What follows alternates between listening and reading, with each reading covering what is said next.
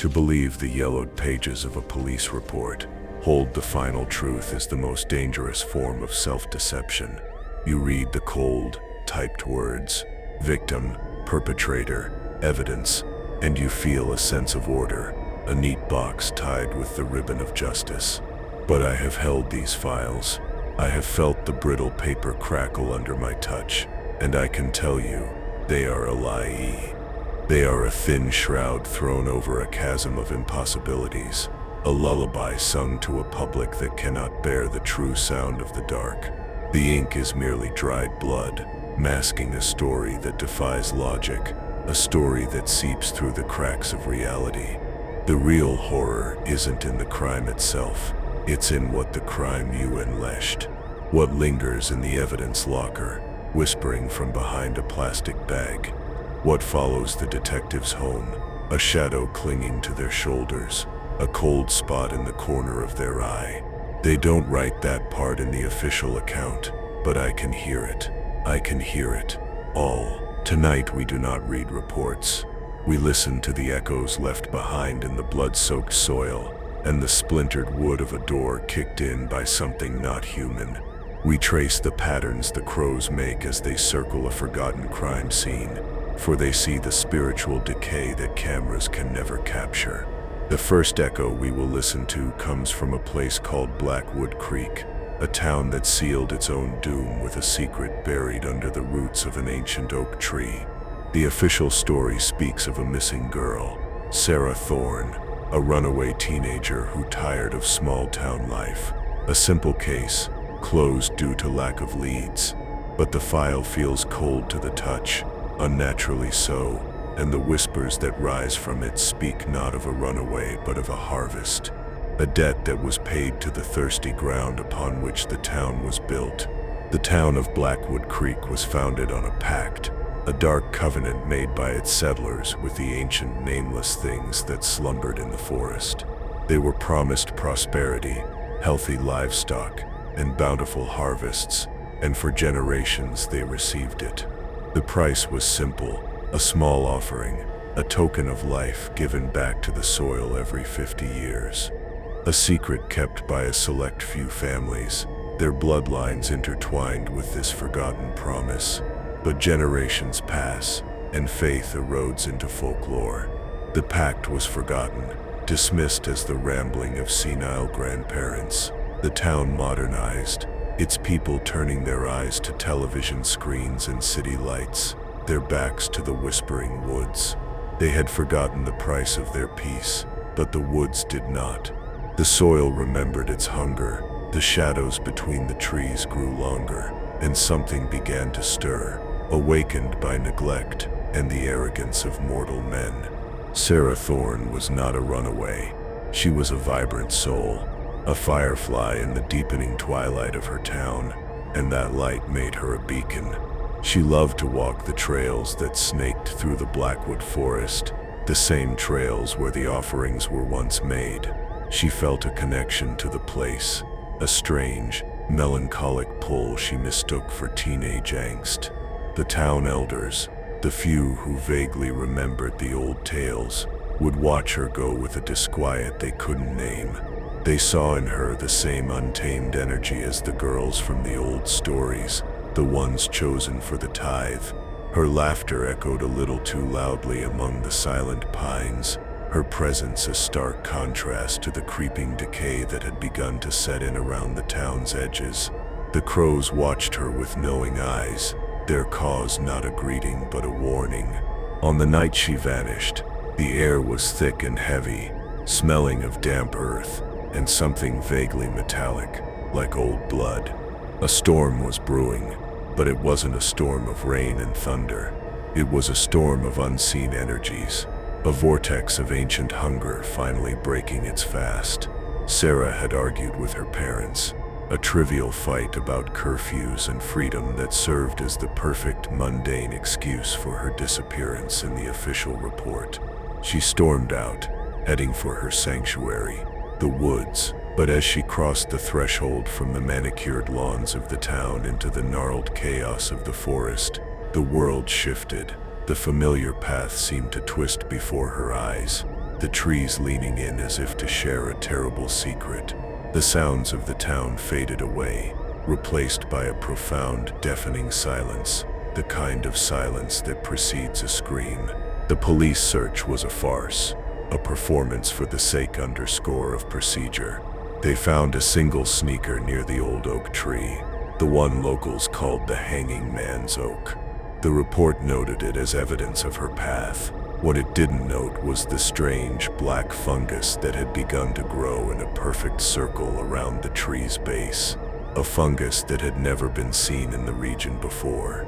It didn't mention that the search dogs would whine and refuse to approach the oak, their hair standing on end as if from a static charge.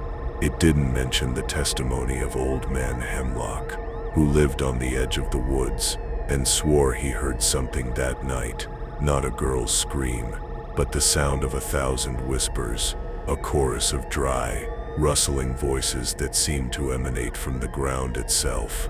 His testimony was dismissed as drunken fantasy. I have seen a vision of Sarah's final moments. It comes to me in fragments, like looking through a cracked mirror. I see her standing before the oak, its branches like skeletal arms reaching for the bruised twilight sky. She is not afraid, but mesmerized. The whispers are curling around her, caressing her skin like cold smoke. They are telling her she is special, that she has been chosen. They are showing her images of the town's prosperity, of the happy children and the full barns, all paid for by a sacrifice she is only now beginning to understand. The ground at her feet softens, turning dark and loamy. Roots, black and thick as snakes, begin to rise from the earth, not with violence, but with a lover's tenderness. They coil around her ankles, her waist, her arms, pulling her down into the soil that had waited so patiently for its due. She did not scream. She smiled. The town of Blackwood Creek did not mourn for long. A strange sense of calm settled over the populace, an unnatural peace that felt more like a sedative. The crops that year were the best they'd had in a century. Sickness seemed to vanish overnight. The quiet desperation that had haunted the town for decades lifted like a morning fog. People slept soundly for the first time in years, their dreams untroubled. They never spoke of Sarah Thorne again. Her name became a taboo, a word that would cause conversations to halt and eyes to shift away. Her parents moved away within the year, unable to bear the cheerful, soulless faces of their neighbors. They were the only ones who seemed to remember the true cost of this newfound bliss. The hollow space at their dinner table, the deafening silence in a once joyful home. Now, imagine this. A detective from the city, a man named Miller, was assigned the cold case years later. He was a man of logic, of facts and figures. He came to Blackwood Creek with his files and his condescending smirk, ready to solve the runaway case the local cops had bungled. He re-interviewed the witnesses, walked the trails, and stood beneath the Hanging Man's Oak. But the town was a wall of pleasant, unhelpful silence. The file made no sense. Nothing added up. The deeper he dug, the more he felt like he was losing his grip on reality. He started having nightmares. He would dream of being buried alive, of the taste of soil in his mouth, and the weight of the whole world pressing down on him, suffocating him. He would hear whispers in his hotel room at night, dry and rustling, like dead leaves skittering across pavement. Miller became obsessed with the oak tree. He spent hours there, taking soil samples, photographing the strange fungus, trying to find a rational explanation. One evening, as dusk bled across the sky, he pressed his ear to the trunk of the tree, a desperate, irrational act, and he heard it. A faint, rhythmic beat, like a distant heart, and then a whisper, a girl's voice, not from the outside, but from within the wood itself. It was faint, distorted, but he recognized the name it spoke, his own. He recoiled from the tree as if burned, his heart hammering against his ribs. The world tilted, the crows in the branches cawing in what sounded like mocking laughter. He saw then, not with his eyes, but with some deeper, terrified part of his soul, that the tree was not just wood, it was a vessel, it was a tongue. He fled Blackwood Creek that very night, leaving his notes and files behind in the sterile hotel room. He drove for hours, not stopping until the sun came up, putting as much distance as he could between himself and that cursed town. He resigned from the force a week later, citing a nervous breakdown. His official report stated that Sarah Thorne was likely deceased, a victim of circumstance in the unforgiving wilderness. Another lie to paper over the abyss, but he knows the truth. He knows that Sarah is not dead. She is elsewhere. She is part of the soil, part of the tree, part of the unnatural peace that blankets Blackwood Creek. She is the silent scream in the heart of the woods, the eternal guardian of a pact her town chose to forget. The cold you feel running down your spine, that is the echo of her truth. Do you feel this dark message was meant for you? Let the shadows below know you are listening. The next story is not one of ground and roots, but of glass and light. It concerns an object, a seemingly innocent antique mirror that became a doorway for something that should have remained on the other side. The police file calls it the Argent case, a series of inexplicable suicides and accidental deaths, all linked by one common denominator. The victims had all recently acquired the same ornate silver-framed mirror. The authorities concluded it was a tragic coincidence, a statistical anomaly. But coincidence is just a word we use to describe a pattern we are too afraid to understand. This mirror did not reflect what was in front of it. It reflected what was missing from a person's soul. And then it offered to fill that void with something utterly monstrous. It was not a mirror. It was a predator that hunted with vanity and despair as its bait. The mirror's history is stained, a tapestry woven from tragedy. It was crafted in the late 17th century by a Venetian artisan named Giuliano, a man obsessed with alchemy and the art of capturing souls. He believed that by mixing human ash and blood into the silvering process, he could create a mirror that would not just reflect the physical form, but the ethereal spirit. He experimented for years, his workshop filled with strange charts and forbidden texts. His final attempt involved a terrible sacrifice, the details of which are lost to all but the whispers in the glass itself. When he was finished, he had created a masterpiece of unparalleled clarity. Looking into it was like looking into a pool of still black water. It showed you your face, but it also showed you more. It showed you the person you desperately wanted to be. The first victim in the modern police file was a young actress named Eliza Vance. She was beautiful, talented, but consumed by insecurity. She found the mirror in a dusty antique shop, drawn to its gothic charm. She hung it in her dressing room, a silent confidant for her anxieties. At first, it was a comfort. When she looked into its depths, she saw herself not as she was, but as a star. Her reflection was more confident, more radiant. Her eyes held a power she could only dream of. The reflection would smile when she was not smiling, nod encouragingly when she expressed her doubts. It became her secret, her source of strength. She started spending hours in front of it, talking to the woman in the glass, who seemed to understand her better than anyone. But the gifts from the other side always come with a price. Eliza's friends noticed a change in her. She became distant, paranoid.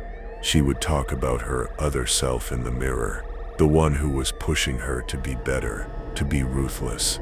She landed a major role, but the victory felt hollow. The reflection's demands grew more insistent. It began to whisper to her, not with sound, but directly into her mind.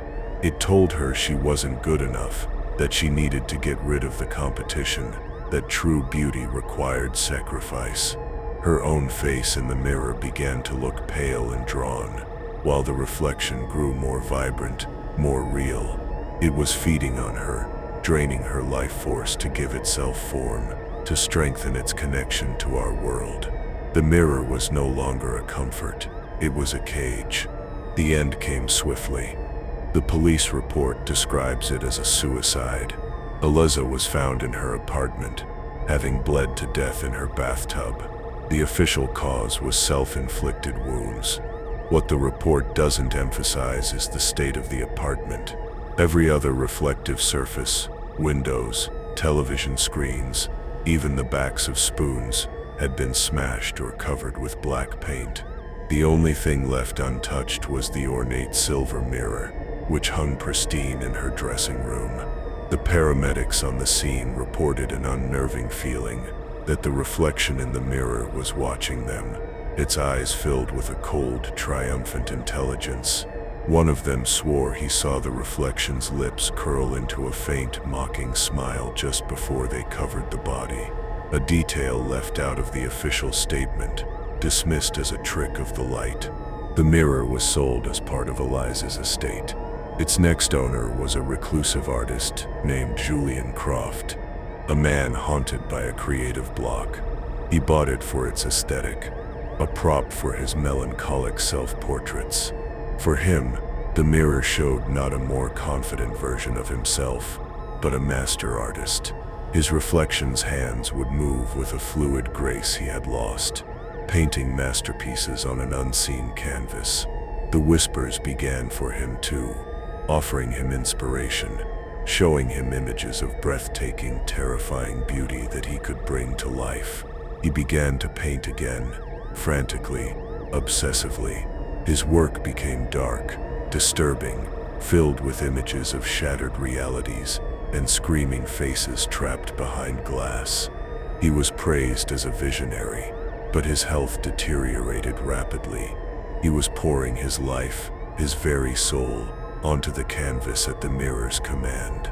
Julian's death was ruled an accident. He was found in his studio, impaled on one of his own easels in a freak fall. The police noted the chaos of the room, the frenzied energy of his final unfinished painting. The painting depicted the silver mirror, but instead of his own reflection, a terrible shadowy figure with burning eyes was beginning to step out of the glass. The paint was still wet. What they didn't or couldn't understand was the pattern of blood on the floor. It wasn't a random splatter from a fall. It formed a complex arcane symbol, a sigil for opening a gateway. Julian hadn't fallen. He had been completing a ritual. His death was the final stroke, the ultimate sacrifice to give the entity in the glass a foothold in our world. The price of his genius was his own life, a transaction demanded by the shadow in the silver. The Argent case file contains 3 more deaths, all similar. A wealthy businessman who saw a tycoon in the glass and ended up leaping from his office window. A lonely librarian who saw a beloved companion and was found starved to death, having refused to leave the mirror's side. Each time, the mirror offered them their deepest desire, and each time it consumed them whole. The entity within grew stronger with each soul it harvested, its influence beginning to bleed out into the world around it. People who lived in the same building as the mirror would report strange phenomena, fleeting reflections of things that weren't there in windows, whispers from disconnected phones, a pervasive sense of being watched by an unseen intelligence. The mirror was no longer just a doorway. It was becoming a broadcast tower for the other side. The case was eventually closed, filed away under unsolved/non-criminal. The mirror disappeared from the public record, likely sold to another unsuspecting collector, another soul hungry for something more. But I know it is still out there. Sometimes in my visions I see it. It hangs in a darkened room, covered by a velvet cloth, but I can feel its presence, a cold spot in the fabric of reality. It is waiting for the next desperate heart, the next insecure soul, the next person willing to trade their life for a beautiful lie reflected in polished silver and ash. It is a testament to the fact that the most terrifying monsters are not the ones that hunt in the darkness, but the ones that show us our own faces and promise to fix what is broken inside us. These stories are not just tales. They are warnings, fragments of a darker reality. Every soul that joins feeds the voice that whispers from the darkness. Your presence here gives strength to these echoes, allowing them to be heard. Now we move from an object of vanity to a darkness born of obsession. This is not a story of a haunted place or a cursed thing, but of a haunted person, a presence that clings to a soul like a shroud. The police called it the Observer case, a file thick with restraining orders, reports of breaking and entering, and frantic, terrified voicemails. It details the relentless stalking of a young woman named Clara Jensen by a man named Elias Thorne. But the police, in their sterile, logical way, saw only a disturbed man's fixation. They could not see the true nature of Elias's obsession. He wasn't just following Clara, he was trying to wear her life like a suit of skin. He believed that if he could know everything about her, he could erase the parts of himself he hated and become her. It was a vampirism of identity, a psychological cannibalism that pushed beyond the boundaries of the sane. Elias Thorne was a man who existed in the margins. He was a ghost in his own life, a creature of beige walls and silent, lonely meals. He worked as a data entry clerk, a job that suited his invisible nature. He moved through the world unnoticed, his presence leaving no ripple, no echo. This profound emptiness created a vacuum inside him, a desperate, howling void that yearned to be filled. And then he saw Clara. She was a musician, a cellist, whose life was a symphony of passion, friendship, and art. She was everything he was not. In her he saw not a person to love, but a life to steal. His obsession was not born of attraction, but of a terrifying, all-consuming envy. He didn't want to be with her. He wanted to consume her light and make it his own. His stalking began subtly. He learned her schedule, the route she took to the conservatory, the coffee shop where she read on Tuesday mornings. He was a shadow at the edge of her vision, but this wasn't enough. He needed more. He broke into her apartment, not to steal or to harm, but to absorb. The police reports detail the strangeness of these break-ins. Nothing was ever taken. Instead, things were minutely changed. A photograph turned to face the wall. A single book pulled from her shelf and left open on her pillow. He would lie in her bed, inhaling her scent from the linens. He would go through her mail, her journals, her trash, piecing together the mosaic of her existence. He was studying her, memorizing her, creating a perfect copy of her life inside his fractured mind. The police saw this as harassment. I see it as the slow, meticulous construction of a cage. Clara felt his presence long before she had proof. It was a cold draft in a closed room, the unsettling feeling of being watched when she was alone. Her life, once a source of joy, began to feel like a stage, her every move scrutinized by an unseen audience. She told her friends, she told the police, but they all thought she was being paranoid. "You're a musician in the city. You're bound to have admirers," they'd say. But she knew this was different. This was not admiration. It was something suffocating, something that sought to erase her. She began to doubt her own memories. Had she moved that book? Did she leave that window unlocked? Elias was not just invading her space. He was invading her sanity, turning her own home, her own mind into a hostile territory. The escalation is chillingly documented in the police logs.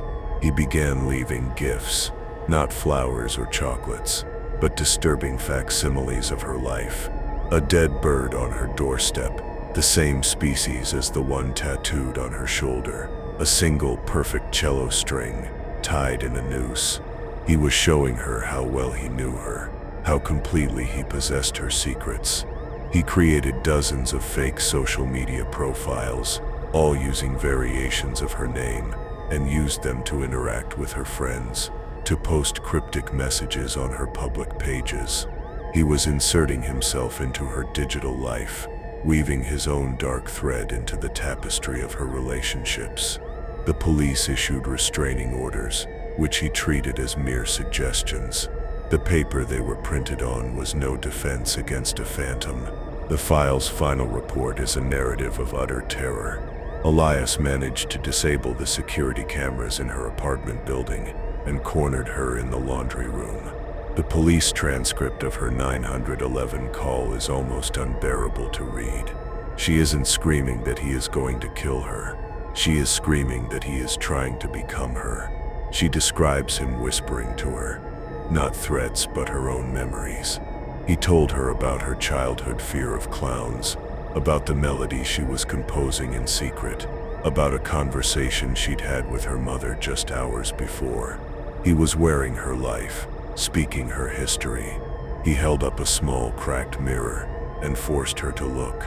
"Don't you see?" he whispered, his voice a dry rasp. "We are the same now. There is no more you, only us." When the police arrived, they found Clara huddled in a corner, catatonic with fear. Elias was gone, having vanished back into the shadows from whence he came. They found his apartment later. It was a shrine to Clara. The walls were covered with thousands of photographs of her, taken from a distance. Her music was playing on a loop. He had replicated her apartment down to the smallest detail, buying the same furniture, the same brand of soap, the same books. But in his version, every photograph of her friends and family had the faces cut out, leaving blank white holes. In his stolen world, she belonged only to him. He had built an echo of her life, and in that echo he had finally found a place to exist. He was never captured, he simply disappeared. But the story does not end there. That is the final lie of the police report. Clara, though physically safe, was forever broken. The entity of Elias had latched onto her spirit. She could no longer play the cello. Her hands would tremble uncontrollably. She became a recluse, afraid of her own reflection, terrified of her own memories, because she no longer knew which ones were truly hers. The whispers followed her. Sometimes, in the dead of night, she would hear his voice, not from outside but from inside her own head, finishing her thoughts, humming her melodies. He had achieved his goal. He had successfully downloaded himself into her soul.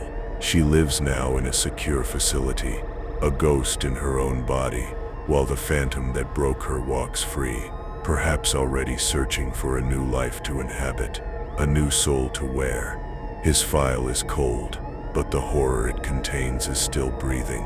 This type of entity, this psychic parasite, is an ancient darkness.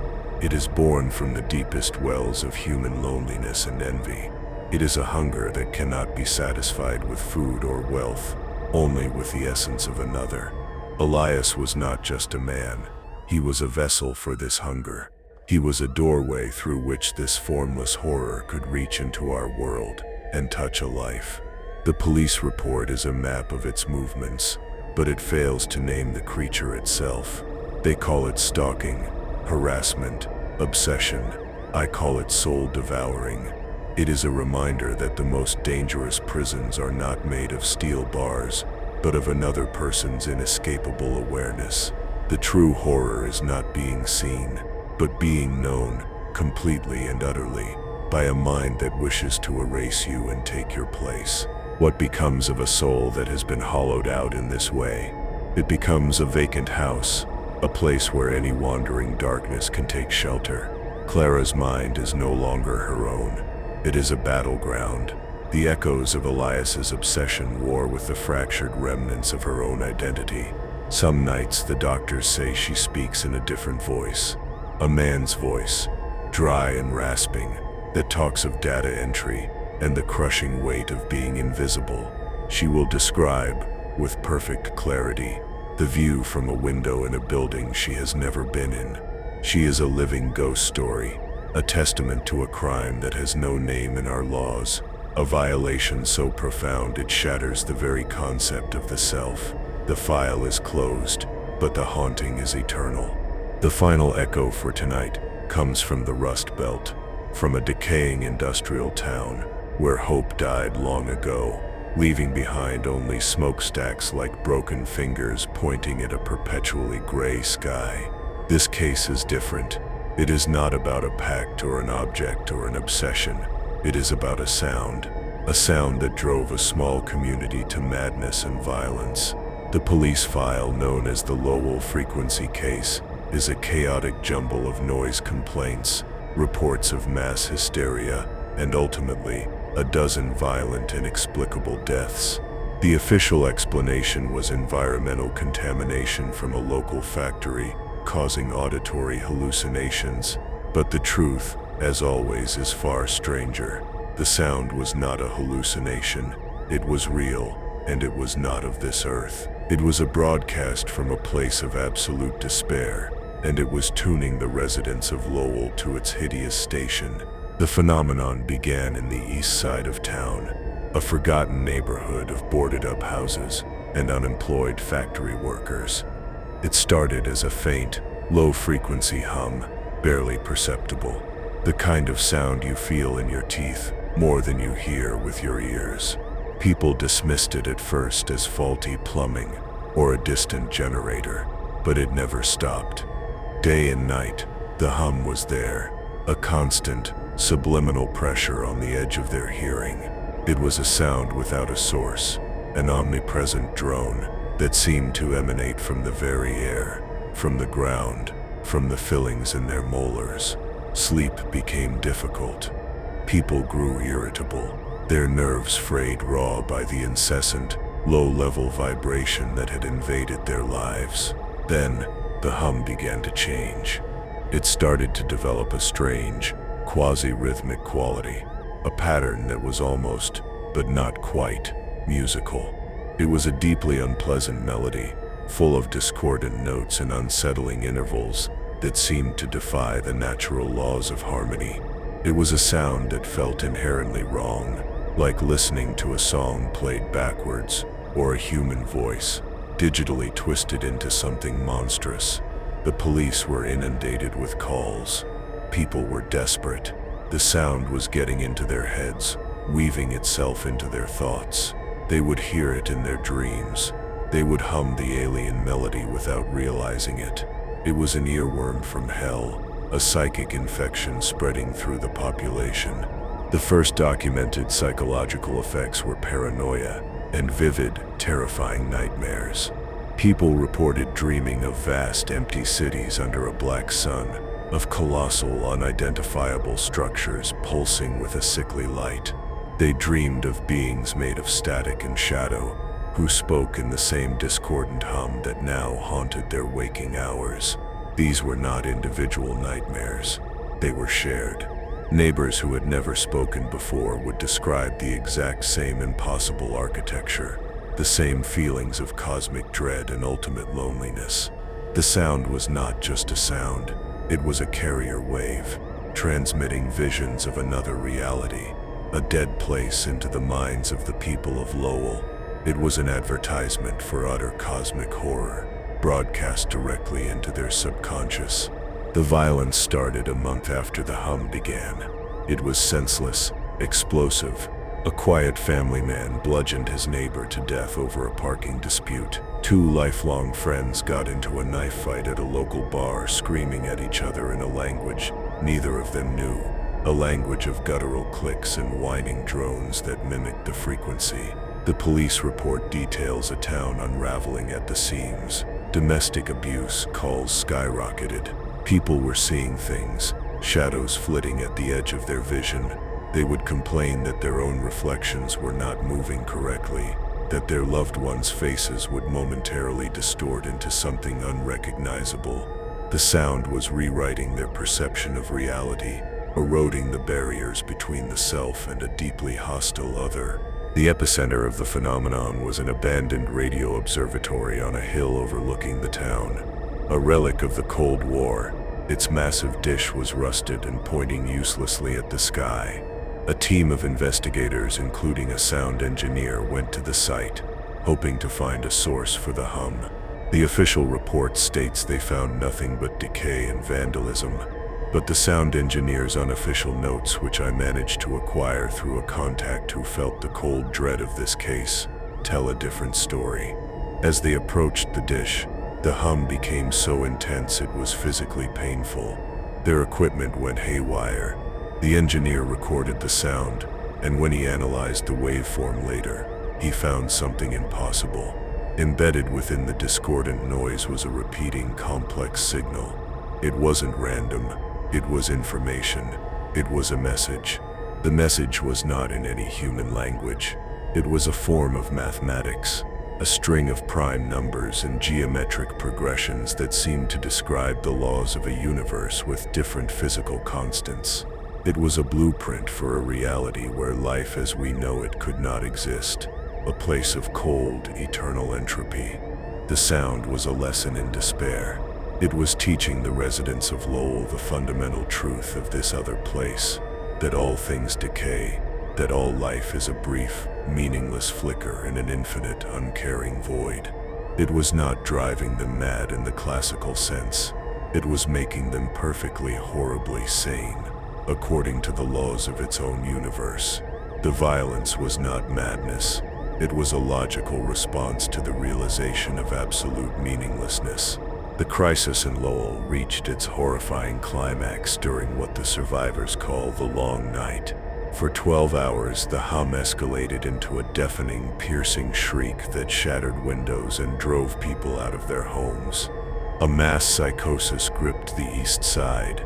The police were overwhelmed. The reports from that night read like a dispatch from a war zone. People were attacking each other with household implements, walking into traffic, setting their own homes on fire. But it was not a riot. There was a strange ritualistic quality to the chaos. Survivors described people moving in unison, chanting in the alien language of the hum, their faces blank, their eyes fixed on the rusted radio dish on the hill, as if it were a new god. They were not destroying their town.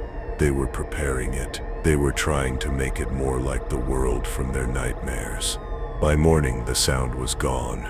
Just as suddenly as it had started, it stopped. A profound, unnatural silence fell over Lowell. The survivors stumbled out of the wreckage, dazed and confused, with little to no memory of the horrors of the night. The official story was sealed. The factory paid a massive settlement. The government fenced off the east side under the guise of a toxic spill, and the story was buried. The Lowell frequency became a local legend, a dark fairy tale, but the people who lived through it are marked. They suffer from a unique form of tinnitus, a faint, discordant hum that only they can hear. They are prone to depression and a profound sense of existential dread. They know on a deep cellular level that our reality is fragile and that there are other, older and far more terrible broadcasts playing between the stations. The cold you feel is not just fear. It is the static from that other channel, bleeding through. Do you feel this dark message was meant for you? The darkness listens for your answer. These tales, etched in the blood and ink of police files, are more than just stories. They are fractures in the mirror of our perceived reality.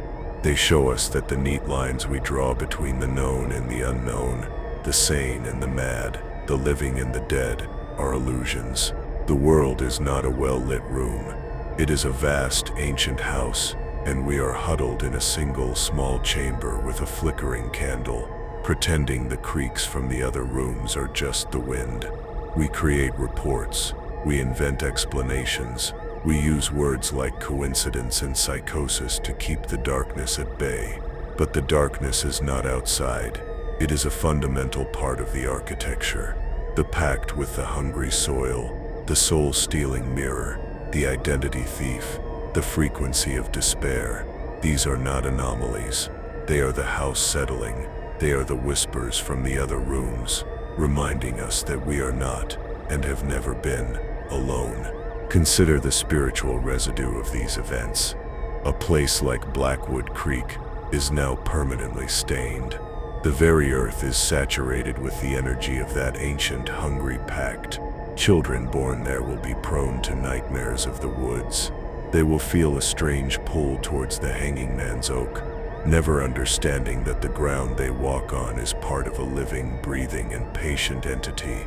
The town's unnatural luck will hold for a time, but the price must always be paid.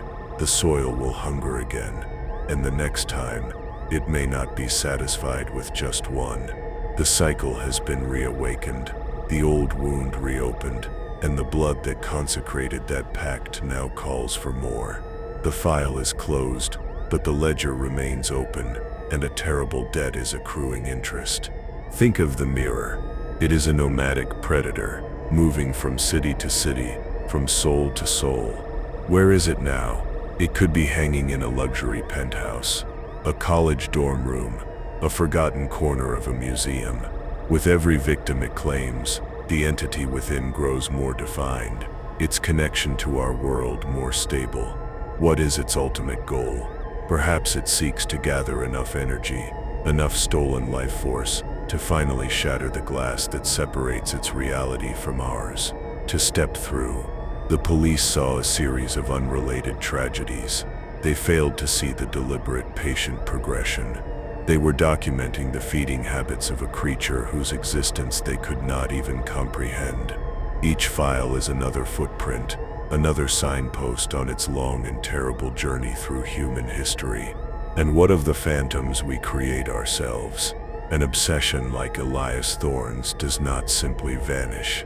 It is a powerful concentration of psychic energy. When he disappeared, that energy did not dissipate. It coalesced. He is no longer just a man. He is an idea, a free-floating contagion of envy and violation. He may never be found because there is no he left to find. He has become the act of watching, the feeling of being followed, the cold dread of realizing a secret you've never told is known by another. He is the ghost in the machine of our interconnected world, a virus that seeks to overwrite the code of a human soul. Clara was his first victim, but she will not be his last. He is out there, a whisper in the static, looking for his next host. The universe is not silent, it is screaming. We are just biologically unequipped to hear most of the broadcast. The Lowell frequency was a tear in the veil, a momentary bleed-through from a reality so alien and hostile that mere exposure to its fundamental principles is enough to shatter a human mind. The investigators called it a sound, but it was so much more. It was a weapon. It was a form of terraforming, slowly altering the psychic landscape of Lowell to make it more hospitable for something else. The silence that followed was not peace. It was the silence of a successful transmission, the quiet moment after a seed has been planted. Something was sown in the minds of those survivors. It lies dormant now, but it is waiting for the right frequency to awaken it once more. These are the truths that hide between the lines of official documents. This is the horror that the logical mind refuses to see. It is the pattern in the chaos, the intention behind the unthinkable. The world is far more mysterious and terrifying than we allow ourselves to believe.